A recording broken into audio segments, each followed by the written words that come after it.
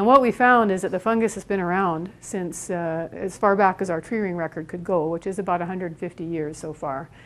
And so it's been around, and it has caused periodic outbreaks here and there on the landscape. But they were all small, and they weren't synchronous. So one area would have an outbreak and another area would have another outbreak 20 years later. What we found since around 1960 is the outbreaks started becoming more synchronous.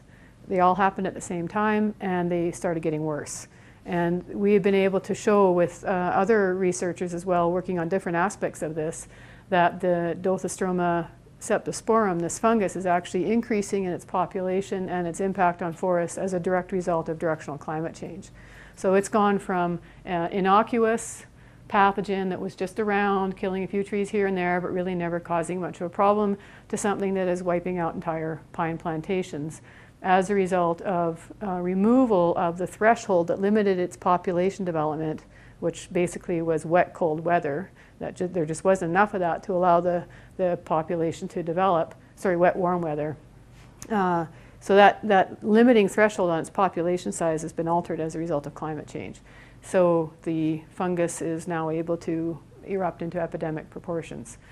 So there's been 4 or 5 graduate students that have looked at that as well, sort of piecing together all these different components.